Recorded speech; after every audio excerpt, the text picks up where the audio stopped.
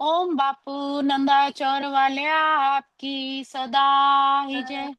बोलो बाके बिहारी लाल की जय। जय।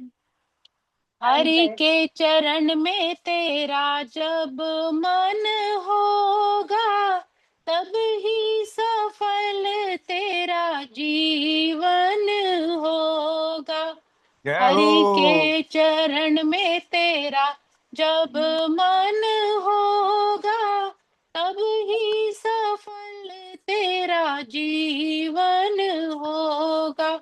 बचपन बीता खेल में, जवानी में तू फूला, माया का गुलाम बना राम को तू भूला।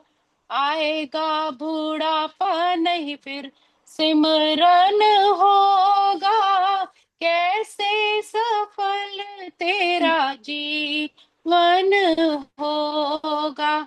हरि के चरण में तेरा जब मन होगा, तब ही सफल तेरा जीवन होगा।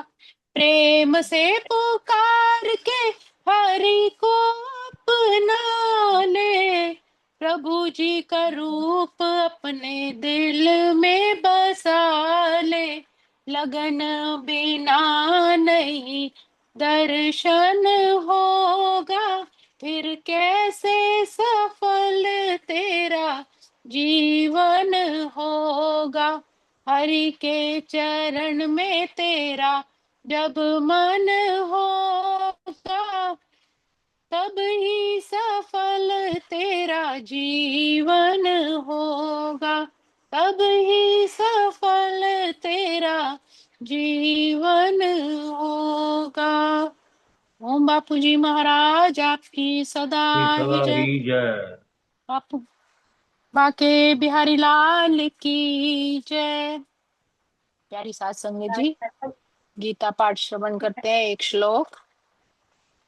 वसुदेव सुतं देवं कंस चाणूरमर्दनं देवकी परमानन्दं कृष्ण वन्दे जगद्गुरुं। कृष्ण वन्दे जगद्गुरुम्। ॐ श्री परमात्मने नमः। श्रीमद् भगवत गीता अथ दशमोऽध्यायः। प्यारी सात संगत जी, हम 10वें अध्याय का श्रवण कर रहे हैं।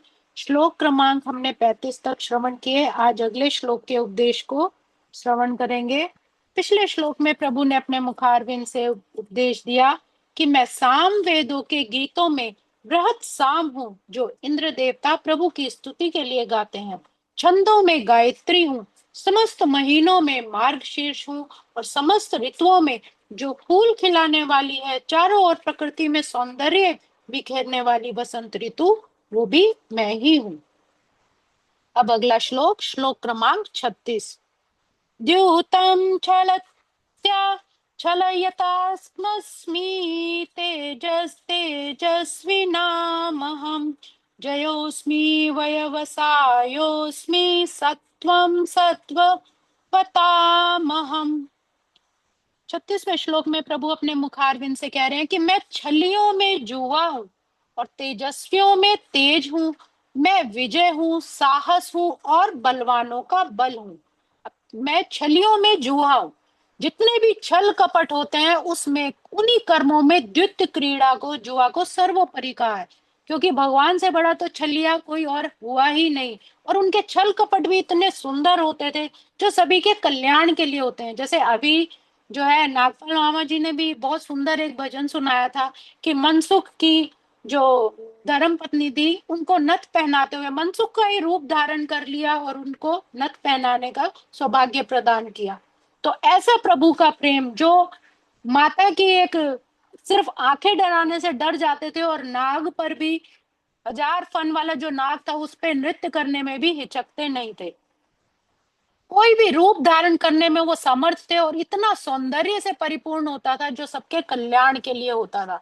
तो भगवान कह रहे हैं कि वो छलिया में जो छल कपट के कर्मों में जो द्युत क्रीड़ा सर्वोपरि है, वो कृष्ण का प्रतीक है। द्युत क्रीड़ा जो आज जो हम देखते हैं उसका स्वरूप बिल्कुल अलग है, क्योंकि धीरे धीरे जैसे जैसे धर्म का ह्रास होता गया, अधर्म बढ़ता चला गया, और धर्म की जो मतलब अधर्म बढ़ता चला गया, धर्म की हानि होती गई, तो उसमें उसका स्वरूप ही बदल गया। लेकिन पहले जो है उसको एक खेल के जैसे लिया जाता था, और जितने भी बड़े बड़े योद्धा राजा होते थे उन्हें इसीलिए आमंत्रित करते थे क्योंकि ये सबसे श्रेष्ठ माना जाता था, खेलों में सबसे श्रेष्ठ माना जाता था। तो परमेश्वर के रूप में कृष्ण किसी भी सामान्य पुरुष की अपेक्षा अधिक कपटी अर्थात छल करने वाले हैं, इसीलिए उनको छलिया भी कहा गया है। और यदि कृष्ण किसी से छल भी करते थे तो उससे कोई पार नहीं पा सकता था, क्योंकि उनकी यह छल एक महानता थी और वो सर्वांगी होती थी, सभी के को कल्याणकारी और सबको सुख प्रदान करने वाली होती थी। इसीलिए भगवान ने कहा है कि छलियों में जुआ जो है वो सर्वोपरि है और मैं ही छलिया में सर्वश्रेष्ठ है।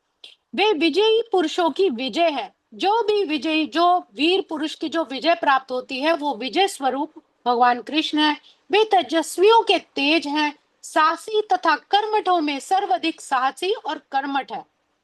मतलब शिशुपाल की अगर हम देखे जाए तो 99 गलतियां होने पर उन्होंने सहन किया, लेकिन जैसे ही 100वीं गलती हुई तो उसका जो सिर था वो अलग कर दिया, क्योंकि वो साहसी थे। ये नहीं कि सिर्फ मुरली धारण कर सकते थे, उनके पास चक्र सुदर्शन भी था।